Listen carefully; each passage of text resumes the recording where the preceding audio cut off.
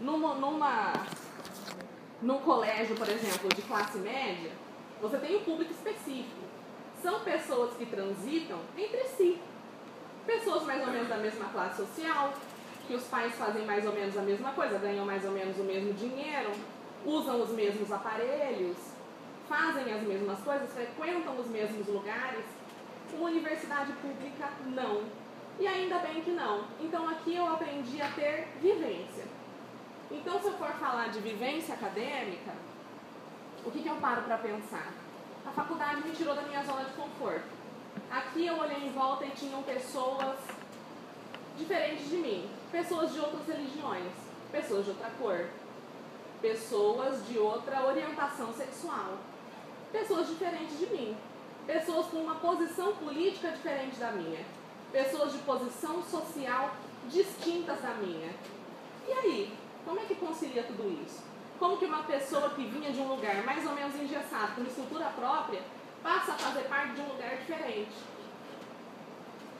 E aí eu fui, uma universidade desse tamanho, com não sei quantos mil alunos, não sei quantos cursos, fundada sei lá quando, com origem na faculdade de Direito, que nasceu em 57, como que essas pessoas se comportam?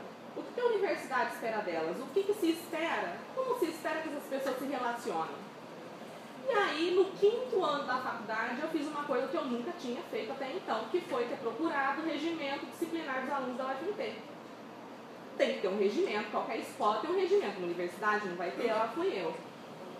E especificamente em relação à convivência, eu achei no artigo 16, entre os deveres dos discentes, a urbanidade.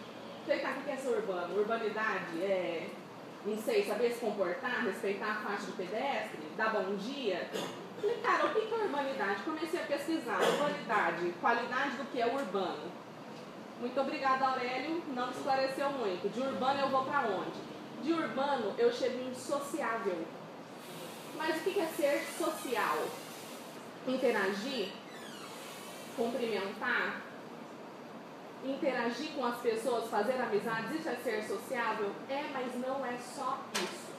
Ser sociável isso é uma opinião, uma construção minha ao longo desses 5 anos, que ser sociável é saber transitar em sociedade, é conviver numa democracia. E aí eu paro para pensar, poxa, a gente está numa universidade pública, o que isso significa?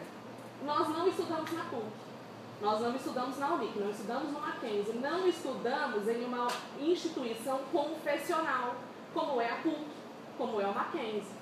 Tá, e daí? Esses dias eu li um artigo muito interessante da Marilela Chauí, que diz mais ou menos assim, o título do artigo é mais ou menos assim, a universidade pública sobre uma nova perspectiva. Então tá, mas o que é isso? A universidade pública, como ela nasceu? Como que ela se afirmou? Universidade pública é uma extensão da sociedade? É uma universidade paralela? É um universo paralelo? Ou é toda a sociedade? E eu fiquei, legal, isso aí, eu nunca tinha parado para pensar nisso. A pessoa que eu sou aqui dentro, ela é outra pessoa da que eu sou lá fora, no meu trabalho, na minha família, no meu bairro, na minha cidade? Na verdade, não. A universidade pública é uma das melhores expressões do que é a sociedade. Porque a universidade pública, se nós pararmos para pensar no final da Revolução Francesa e as demais revoluções sociais a partir do século XX, a universidade pública se consolidou como uma instituição republicana. O que significa isso? Significa que uma universidade pública, ela é democrática e laica. Ela é a expressão da própria sociedade.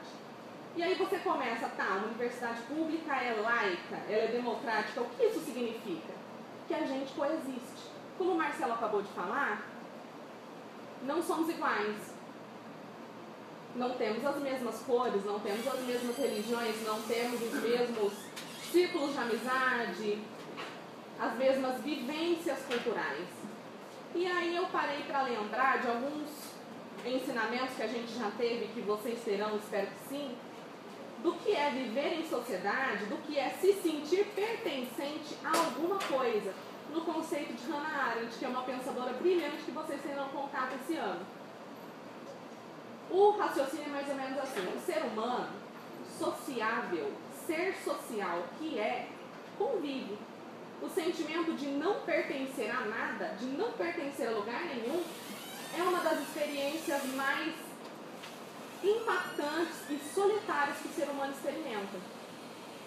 Então você começa a pensar nas diferentes formas de expressão de vida e, no pensamento limitado, eu entendo que o homossexual, o pobre, o travesti, o umbandista, o pai de santo, o evangélico, o católico, todos eles têm direito de se desenvolver a partir da própria realidade.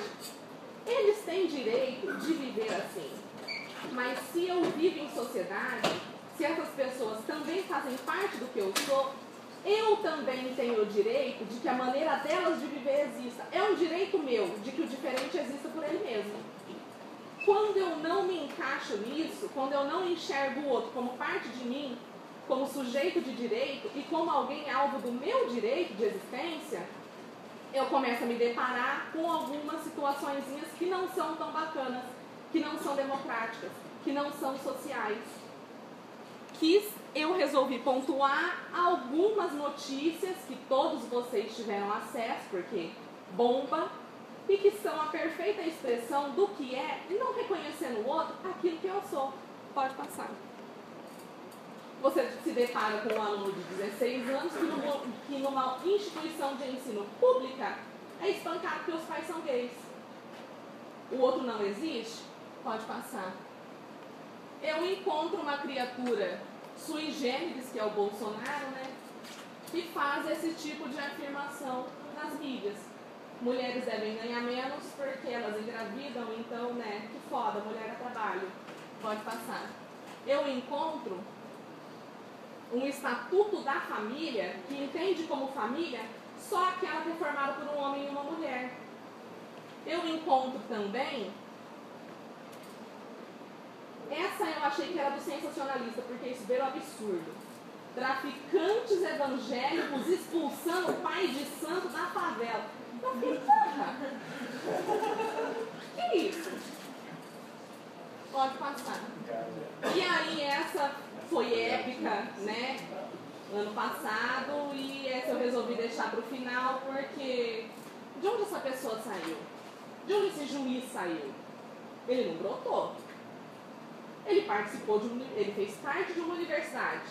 Ele fez parte de uma faculdade de direito. Ele ingressou na magistratura. E ele deu esse show de antidemocracia, de antissociedade, de não vivência em sociedade.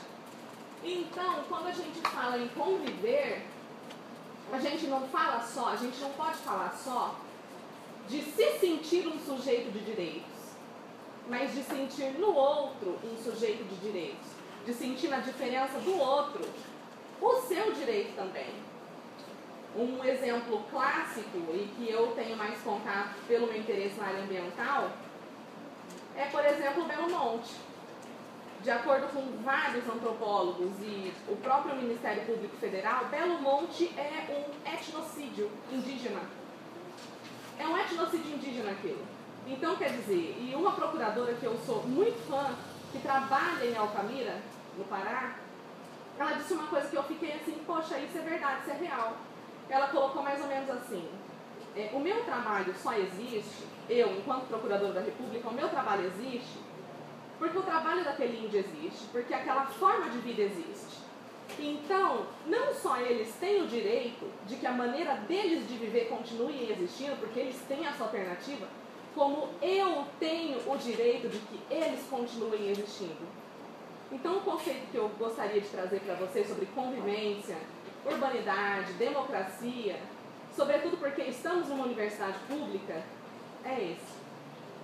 Será que dá até para escrever? Você está humilhando pessoas. Porque foi uma coisa que eu achei bacana, porque quando eu entrei aqui, eu olhava em volta, reconheci muita gente do meu cursinho.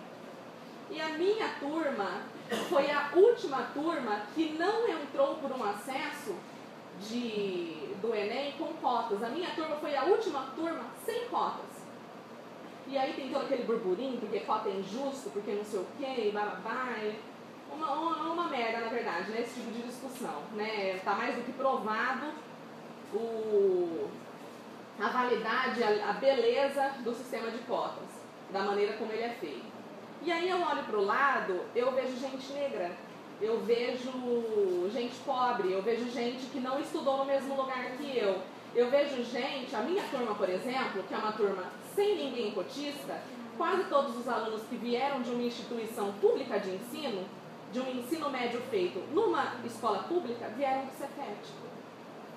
E eu, cadê o aluno da escola estadual Maria Quitéria de não sei aonde? Cadê esse cara? Por que ele não está aqui? Onde que ele está? Ele está trabalhando? Ele está financiando a faculdade dele? E eu acho que não existe nada mais diverso do que o sistema de cotas trouxe. Porque essa faculdade, ela sempre foi conhecida e sempre fez jus a esse título por ser uma faculdade elitista. Quem estuda aqui? Filhos de juízes, filhos de desembargadores, pessoas que tiveram acesso ao melhor ensino médio? Não sei. Mas a gente sempre a gente sempre viveu numa coisa mais ou menos, numa redoma. As pessoas são iguais e elas não são. E hoje, cada vez mais, a gente vê isso. É isso mais ou menos que eu gostaria de passar para vocês. Você pode, João, Rodrigo?